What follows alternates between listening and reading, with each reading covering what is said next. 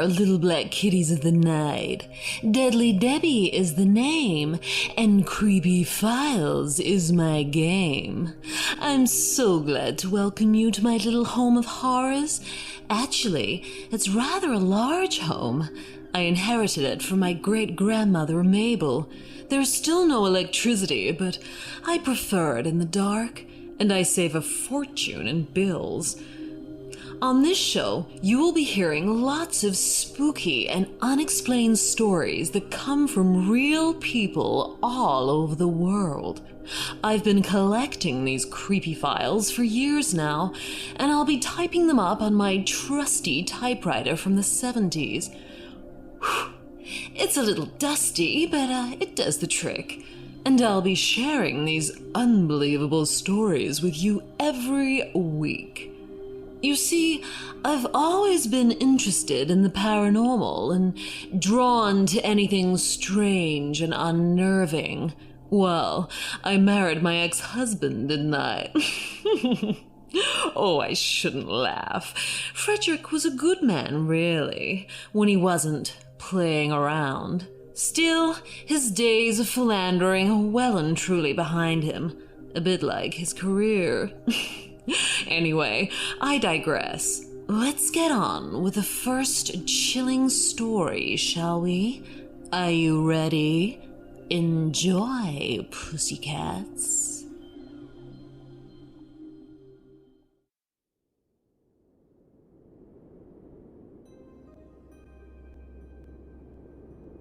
These are two strange incidents that happened to me when I was younger. I didn't go looking for them. They just happened. I can't explain either of them, and to this day, I can't work out what they were. But one thing I know for sure is they were real. I grew up in Hampshire, England. It's a beautiful place to live, a rich heritage and steeped in history, beautiful countryside and national parks. Back in the early 90s, I was about 12. My family, my mum, dad, and myself and my two younger brothers had not long moved into a house built at the turn of the century in the 1900s. It was a really large house, and there was plenty of nooks and crannies and places for us to play. Myself and my two younger brothers, one 2 years younger and one 5 years younger, loved to mess about playing all sorts of games in the house. You see, back in those days, we didn't have the entertainment we have now. No internet or iPads, so we made our own fun. At the time this happened, our parents were decorating the house. There was big old white dust sheets everywhere, covering all the furniture. It's worth mentioning, my mum owned a very old bureau that used to sit in the hallway upstairs. It's not something I ever thought much about, just another piece of furniture. Anyway, this one particular evening, me and my two brothers were playing hide and seek, and I remember it was a Sunday. On Sunday nights, we all had to have a bath and wash our hair before bed for school the next day. It was my turn for a bath while my brothers carried on playing. I remember going for my bath, and when I came out, I was tying up my bathrobe and just about to walk downstairs. My brothers were nowhere to be seen, so I assumed they had stopped playing. As my foot hit the first step, I suddenly heard a voice. Hello. I thought it was my younger middle brother hiding, so I said, I'm not playing anymore. There was no response, and so I started to walk down the stairs again. And then the voice came again. Hello. Assuming it was my younger brother, I brushed it off and carried on walking downstairs. And as I walked down, I peered around into the back kitchen, and I saw my mum in there. Then, as I walked into the living room, I saw my dad sitting there on the couch, and next to him, both my two brothers, just sitting there, playing cards. I fully didn't expect to see this, especially my middle brother, as it had sounded like his voice coming from the bureau. Suddenly, I could feel my heart pounding in my chest. I stopped dead in my tracks. afraid to turn around and peer upstairs in case I might see something I might regret. I remember I could literally feel my skin draining of colour, turning white. If my brothers are in the living room, what was upstairs? My dad noticed me standing there, frozen and pale, and asked me what was wrong. I explained to him and my mum what happened. They checked inside the bureau and had a look around upstairs to see if they could find anything, but in the end, it was just put down to a young girl's imagination. We never really spoke about it again, and it was soon forgotten. But I know for certain that I wasn't imagining it. There was a child's voice that came from inside that bureau. My second story happened not long after the first incident. I was still 12 years old. It was during the summer holidays, and I remember it was a particularly hot, sunny day. My auntie came round on her bike, and my mum, my two brothers and myself went riding because we live near the beach. We went through the cycle track on our way down to the beach. It was such a nice day, and we were laughing and joking as we rode our bikes in the August sunshine. I remember that my auntie at the time was looking to move house, and as we rode through a pretty little village called Alverstoke in Hampshire, suddenly we came upon a house for sale. The for sale sign stood in the front garden. My auntie really liked the look of it. She really wanted to have a look around. So, me being me, I went with her while my mum and brothers waited on the pavement. One of the neighbours, an elderly man who lived on the right-hand side, was looking at us, and it put my mum off from coming with us. So she waited there while me and my auntie went to investigate. "What are you doing?" The elderly neighbour asked us. We explained we just wanted to have a quick look around the outside as we liked the look of it. The neighbour didn't say anything, but didn't look particularly friendly. He just stood there and watched. The front garden was a bit overgrown, and the house looked like it hadn't been lived in for a long time. It needed a lot of love and care. I remember the windows looked particularly dirty and dusty, and the whole place just looked really gloomy. It also made me feel quite spooked. But I remember my auntie walking around to the back, and I gingerly followed her, but feeling like maybe I shouldn't be there, and a rising sense of creepiness rose inside me. We came upon a tall black gate with a round handle, and as we both peered around it and looked through, we saw the back garden. It seemed to go on for ages, this long, expanding stretch of grass. You couldn't see where it ended. There was so much of it. The grass must have been 5 foot high at least. That's how it looked to me. It was like straw-coloured, where the sun had dried it out. We stood looking around for a moment, and suddenly we noticed 2 people sat right in the middle of the grass. One had a blue jumper on, and the other a yellow jumper, on a hot day in the summer. They were just sat there, cross-legged, facing us. They both had pointy hats on.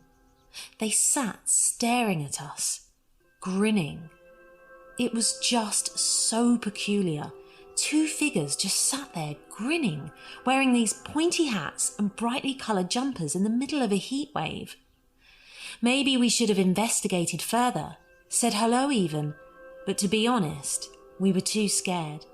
We just wanted to get out of there. Their face had no real detail, but we knew they were human. There was no way they were statues. They were moving and breathing. I guess you could look at this story as funny, but until you're in that situation, you'll never know how it feels to see something so odd, like you're looking at something you shouldn't be, like you've crossed a line and entered into somewhere beyond what we perceive as normal. Needless to say, we both screamed and ran back to our bikes. I'll never forget those grinning faces staring at us from that overgrown garden. We never went back there.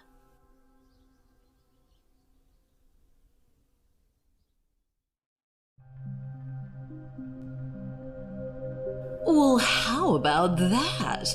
I don't know about you, but I've got goosebumps in places I didn't think possible. Strange, gnome-like people. I hate the ones made of rock, let alone real life-size ones. Can you imagine? Ugh. Oh, hold on. That darn window needs fixing. That's better. I know. I really need to get it fixed. Apparently, the windowsill is rotting. But I got a man round to give me a quote the other day, and I almost fainted. Talk about daylight robbery. I think I might persevere a little longer. Nothing wrong with a little bit of damp anyway. Good for the soul, my great-grandmother Hilda used to say to me. God rest her soul. You should have seen her place. There was so much damp, there was grass growing on the carpet. Still, I didn't know her long. She eventually passed from respiratory problems. Such a shame. Anyway, on to story number 2. This took place in the late 80s, and let's just say ghosts don't always look like what you would expect. Everyone thinks of Australia as picturesque, the wide open spaces, the outback. It's easy to forget, in such a place, that the blazing sun can cast some of the darkest shadows. Those shadows reached into the life of Mrs. Di Close for an experience she would never forget. It was 1989, and she had just moved into her new home in Elizabeth Downs in Adelaide. One Saturday afternoon, she was reading in her living room when she noticed something out of the corner of her eye. She looked up, and to her amazement, a paranormal manifestation appeared in the hallway, then disappeared. Diane couldn't quite believe what she had seen. After getting up and walking over to the hallway where she had seen it, she noticed a pool of yellowish liquid on the wooden floor. This is not your normal idea of a supernatural apparition. What she saw was female, attractive, with shoulder-length brown hair, and wore a bikini. It was a manifestation she would name the girl in the red bikini. This ghost might sound harmless, but she proved to be anything but. One quiet night, Mrs. Di Close abruptly woke up. She sat straight upright in bed and instantly grabbed her neck. She could feel invisible hands around her throat, squeezing tighter and tighter. Even though she couldn't see the apparition she first encountered, she knew it was her, the girl in the red bikini. As soon as it had come, suddenly the pain would disappear, as if released from the girl's grip. Things would mysteriously get broken in the house. Every room filled with a sense of dread, the awful feeling that the girl was watching from every corner. Diane's friends thought she had gone mad, but then, one by one, visitors to the house also began to see the ghost, and it made almost daily appearances. It was an experience that gave family friend Brian Hall the shock of his life. One October evening, Diane held a party in her new home, hoping to rid that constant feeling of dread that was held in the house. Brian and his parents were invited, and Brian, being single, thought it could be an opportunity to meet a female friend. Little did he know, he would. He had heard stories of things happening in the house, but not of an actual ghost. Being a rational man, he thought little of these stories. That was about to change. About halfway through the night, he was sitting with his parents and their friends when he noticed there was a young lady sitting across from him in another part of the room. She was looking at him, a look he took as, "You're on your own and I'm on my own." A couple of minutes later, he saw the girl walking through right past him, oddly wearing a red bikini. She walked straight through the back door to the swimming pool in the yard. He thought it was strange. There was no one else in the pool. Why would she go to the pool in the winter? Brian walked across to the window, and outside in the gloom, there she was in the pool. He went outside. The air was cold, the night still, and silently she was floating around in the pool, her eyes never leaving Brian's. He had the feeling something was wrong, a gut instinct that something wasn't right. He went back inside to get a drink, and when he looked over into the corner, the girl in the red bikini was still sitting in the same seat he had seen her originally. Still silent, still staring at him. An eerie chill shot up his spine, but he tried to be rational. He asked the people that were with him if that girl in the corner had a sister, or if there was someone there that looked like her. They could see the girl too, her eyes pinned to Brian's. They said no. What's the problem? Brian told them he had just seen her in the swimming pool out the back. Awkwardly, knowing the house's reputation, they said, "Rubbish. There she is sitting over there." Feeling the girl's glare on him, he went back to the pool, looked out of the window, and she was still there, sitting in the pool. It was impossible. She was inside, but nervously, not believing his own eyes, his own instinct, Brian opened the back door and stepped outside. The girl in the red bikini held her gaze on him, her eyes burning as she came to the side of the pool as Brian moved closer. She reached out, put her hand out towards him as if to say, "Come in the pool." Her arms warm and welcoming, her eyes dead, empty, but strangely alluring.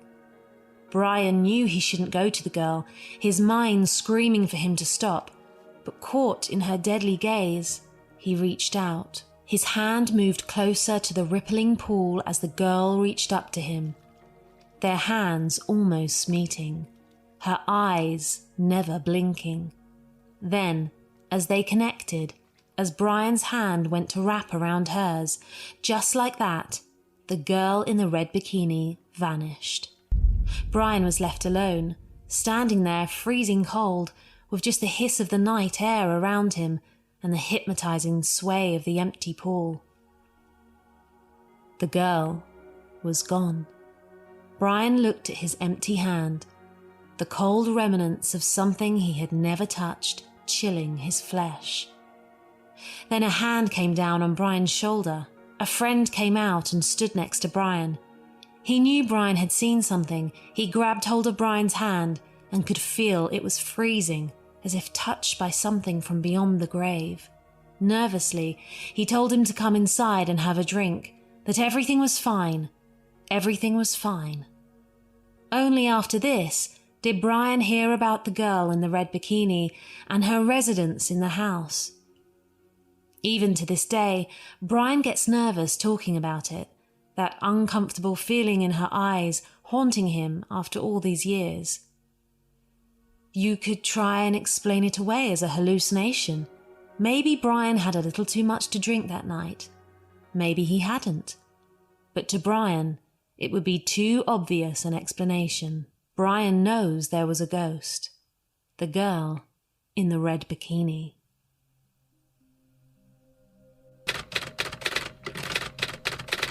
So, what do you think of that one, huh? Very creepy.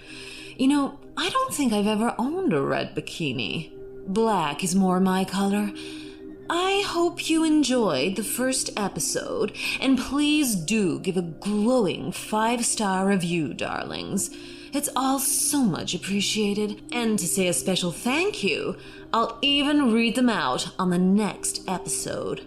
Oh, and another thing, if you have a real-life, true story that will make the hairs stand up on the back of my neck, then please send them in to me, and I'll put them in my creepy files to be read out on the show. You can send me your stories to my email address, which is deadlydebbie@mail.com.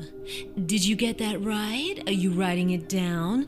I will say it again. My email address is deadlydebbie@mail.com, and I want to receive all of your stories through to that email address, so get sending, darlings. Well, I hope you'll join me for episode 2, the same time, next week. Until then, sayonara, my kitties.